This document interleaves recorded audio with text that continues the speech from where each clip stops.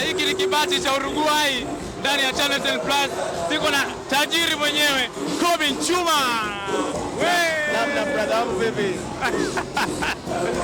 Bwana, umependeza sana, na leo ni usiku wa vita ya muziki wa Morogoro na muziki wa Dar es Salaam kwa upande wa Singeli.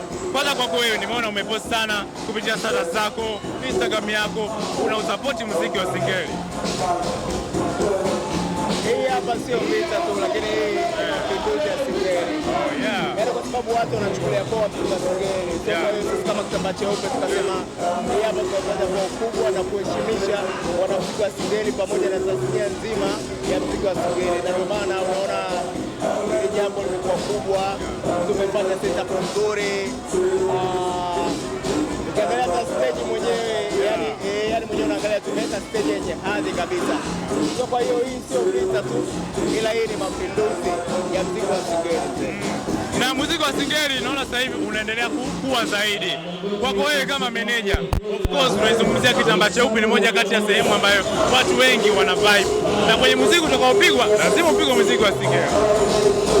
Hata unajua ukiangalia kwenye muziki ambao sasa hivi iko nchini Tanzania, muziki wa Singeli umekuwa ni kama identity. Sawa, kiasi kwamba ukienda Kenya, ukienda Marekani, ukienda Ulaya, ukisikia Singeli unawaza Tanzania, unawaza nyumbani.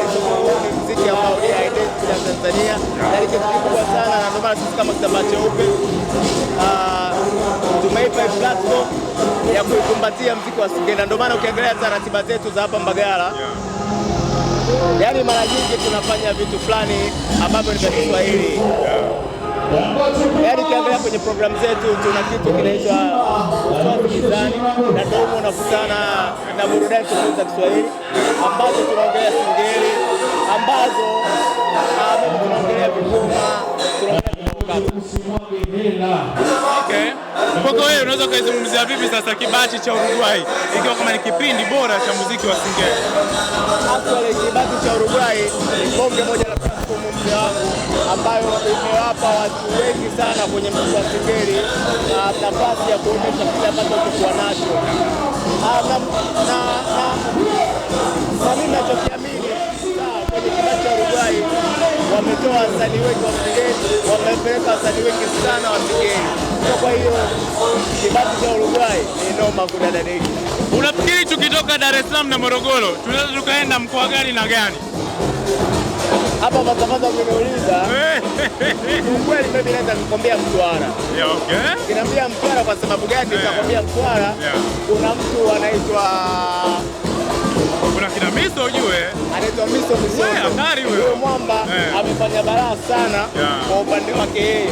Amebadilisha muziki wa Singeli, ameutia na ladha fulani, alafu umeondoka. Kwa hiyo mimi Mtwara. Wewe kwanza kama Dar es Salaam, Mtwara, baada ya Dar es Salaam na Morogoro. Mtwara. Mmecheza sana. Unamzungumziaje vipi mwanamke fundi Jessica Kikumbi? Hatari kweli kweli huyo. Aisee bwana huyu. Yaani ni balaa sana. Alafu nikwambia ni balaa, mimi kwa sababu nafanya naye kazi kwa ukaribu zaidi. Mimi ni meneja wake personally, pia mimi ni marketing pamoja na entertainment manager wa kitambaa cheupe zote. So kwa hiyo Jessica Kikumbi bosi wangu ana kitu cha kipekee sana, ana jicho la kipekee sana, na yeye ni kati ya watu ambao aliona kuna haja ya kupeleka muziki wa Singeli mbele na mbele zaidi. Na labda tu nikudokezee, ana plani nyingi, ana plani kubwa sana kuhusu muziki wetu wa Kitanzania, kuhusu burudani zetu za Kitanzania.